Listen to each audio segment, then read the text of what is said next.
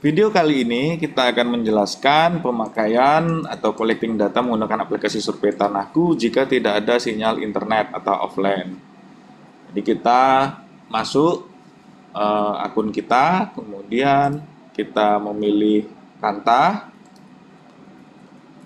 Kalau ASN sesuai penugasan kantanya di mana, kalau KJSKB sesuai kontraknya di mana. Kemudian ke menu utama aplikasi survei Tanahku, kemudian di menu persiapan kita buat project kita seperti yang di online kan juga kita buat project database project kita namai Mampang PM, kita bisa namai sesuai nama desanya, PTSL desa apa. Kemudian bedanya yaitu kalau offline ini kita harus setting area kerja dulu agar peta kita itu telah tercatch ya di handphone kita. Jadi ketika kita tidak dapat sinyal nanti peta Google-nya itu bisa kelihatan. Jadi kita saat kita di kantor sebelum ke lapangan, sebaiknya kita nge-catch dulu jika tidak ada peta citra satelit atau peta foto udara UAV. Kalau kami sarankan, paling tidak menggunakan peta foto UAV lah. Ini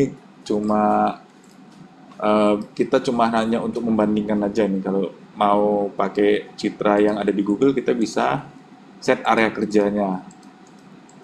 Kemudian kita kalau sudah set itu ada setting zoom ya Bapak Ibu. Nah, itu setting zoom kita bisa coba setting zoomnya berapa. Kemudian kita unduh Google-nya.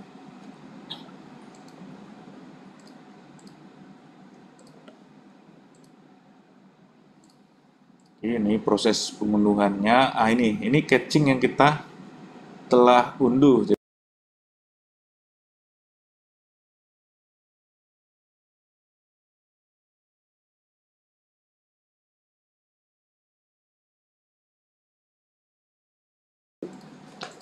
Kemudian, jika kita ingin memasukkan data vektor offline ke dalam aplikasi survei Tanahku, kita convert dulu data DWG kita ke format GeoJSON. Nah, format GeoJSON ini ngirimnya ke handphone harus menggunakan email Bapak Ibu ya, karena ada metadata yaitu ekstrak HTML-nya yang diperlukan untuk masuk ke aplikasi survei Tanahku. Jadi di dalam data GeoJSON itu ada data HTML dan kita input, cari filenya di mana di handphone. Nah itu data vektornya sudah masuk di situ. Nah, kemudian jika kita ingin mengimpor data raster berupa MBTile, kita juga tinggal tadi ada tools import MBTile, kita cari datanya di handphone. Kemudian kita imporkan, kita masukkan. Ya ini kan, nah perbedaannya jadi kita ada data UAV-nya atau data foto udara drone-nya. Jadi lebih bagus seperti ini dan kita imporkan juga data spasial offline-nya tadi. Mungkin itu bedanya dengan online ya. Kalau online kan langsung. Kemudian kita buka menu utama. Kita mulai melakukan aktivitas collecting data, itu survei, kita buat membuka peta kerja, ya database kita yang tadi yang telah kita buat, kemudian kita mulai melakukan pengukuran dan collecting data yuridis.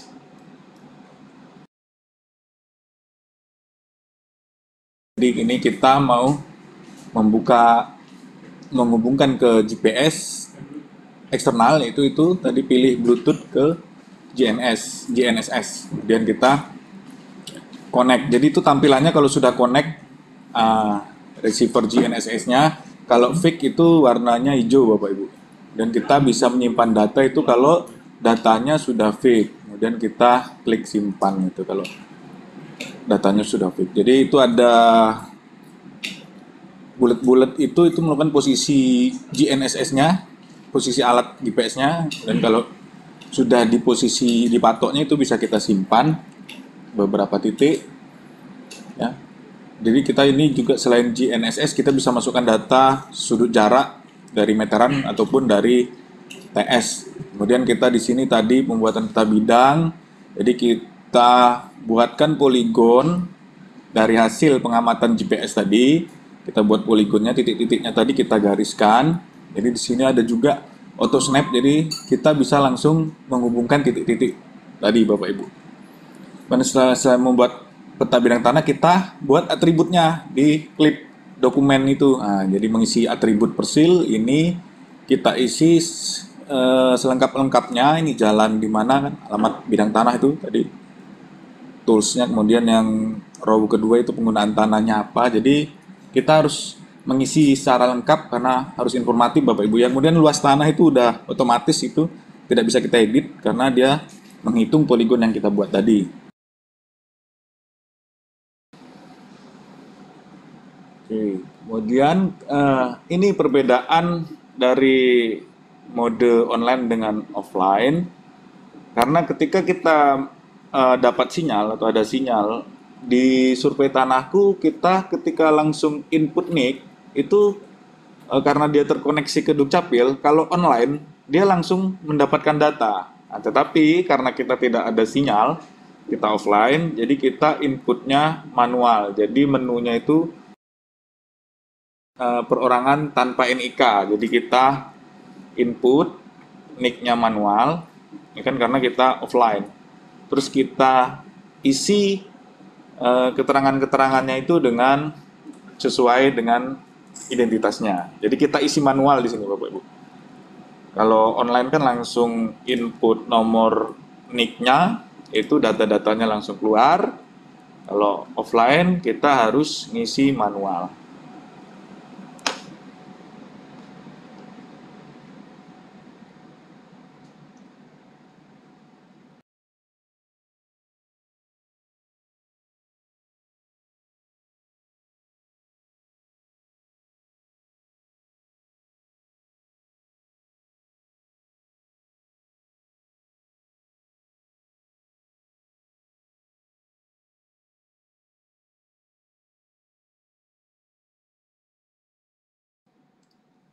Isi dengan selengkap-lengkapnya, nomor telepon, dan jika ada email kita isi juga emailnya.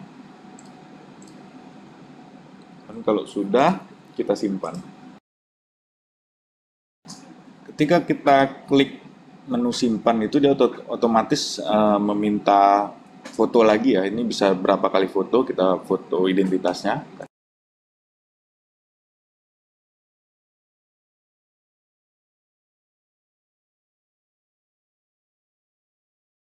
Dan halaman berikutnya itu merupakan alas hak. Jadi pilih salah satu alas hak di atas, atau kalau tidak ada di daftar alas hak yang telah disediakan, bisa pilih lainnya, itu nanti diuraikan sendiri di sini. Kalau ini misalkan akta jual beli nomornya berapa, uraiannya apa. Jika tidak ada di sini daftarnya, jadi bisa pilih lainnya dan uraiannya ditulis dengan lengkap apa alas haknya. Sini kita contohkan akta jual beli, kemudian simpan. Berikutnya halaman setelah kita simpan itu dia otomatis minta foto dokumennya Bapak Ibu ya. Jadi kita langsung fotoin akta jual belinya tadi ya. Bisa lebih dari satu kali foto atau satu kali halaman ya. Jadi bisa 4 kali foto, kalau dia 4 halaman dan 3 halaman dan seterusnya. Kemudian kita halaman selanjutnya itu menginput bukti pajak. Sini ada pilihannya giri, letter C, petok D, atau dan yang lainnya seperti yang tadi juga bisa diuraikan sendiri jika tidak ada di pilihannya. Kemudian kita foto lagi dokumennya. Oke, jadi di sini ada daftar tadi pemilik, alas hak dan pajaknya. Kemudian input deskripsi tanah. Nah, di sini kita uraikan tanah itu adalah apa, utarannya apa, di sejelas-jelasnya kita uraikan kondisi lapangan, bidang-bidang yang kita ukur ya. Ini ketika kita klik simpan nanti dia akan ada keluar foto lagi, kita foto fisik bidang tanahnya di lapangan ya, misalkan ini kita foto bidang tanah, bisa juga kita foto patok-patoknya nanti di sini, dan ini bisa lebih dari satu foto. Kemudian kita ke penunjuk batas atau pemilik. Jadi di sini kita koneksikan ke finger reader Bapak Ibu ya lewat Bluetooth. Kita pairing lagi Bluetooth-nya, kita cari serial number dari finger reader-nya. Ya, kalau sudah connect. Nah, di situ ada pilihan di layar itu, row pertama itu berupa nama, kemudian row kedua itu berupa sebagai apa. Ya, ini kita koneksi device dulu, koneksi serial number-nya. Nah, itu ada connection successful antara finger reader sama aplikasi sopetan aku udah connect. Kemudian kita isi input nama. Misalkan ini penunjuk batas, kita tulis nama penunjuk batasnya siapa, kemudian dia sebagai apa, apakah sebagai kuasa atau sebagai pemilik atau sebagai pemohon. Kemudian tidak hanya pemilik ya Bapak Ibu, juga kita harus merekam sidik jari tetangga sebelah-sebelahnya, utara, barat, timur, dan selatan. Nah, ini cara untuk connecting, merekam. Nah, itu 2 kali, jadi dia setelah bunyi itu langsung ada pilihan. Oke, menyimpan. Ya, ini udah tersimpan datanya Bapak Ibu. Data biometriknya sudah tersimpan. Oke. Dan jadi ini perekaman sidik jari ini bisa lebih dari 1 orang ya. Jadi kita di sini bisa merekam pertama pemilik atau kuasa pemilik yang menunjukkan batas, atau penunjuk batas selain pemilik. Kemudian tetangga perbatasan utara, timur, barat, selatan itu bisa kita rekam semua. Jadi data biometrik sidik jarinya kita rekam. Cara merekamannya itu tempelin 2 kali. Ya. Ya, bunyi dia kalau sudah rekam dan klik OK. Ini kita contohkan beberapa orang bisa kita rekam. Setelah itu kita lihat di daftarnya Bapak Ibu ya. Penunjuk batas tadi ini kalau udah direkam kan banyak itu tadi. Kemudian pemilik, deskripsinya udah lengkap, alasan udah lengkap, perpajakan sudah lengkap. Ya, perlu diingat Bapak Ibu, setelah kita collecting data tadi, kita mensinkronisasinya pada saat kita dapat sinyal ya. Mungkin pas kita saat ke base camp atau ke kantor, baru kita bisa sinkronisasi. Menu untuk sinkronisasi. Jadi dia tadi ada database kita atau project kita tadi, Mampang Online tadi.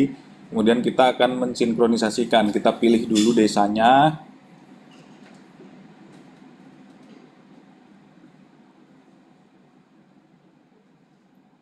Ya, kita pilih desa. Kemudian di situ ada upload peta kerja. Nah, ini kita klik ini untuk mensinkronkan atau mengupload ke dashboard atau ke pengolahan data nantinya.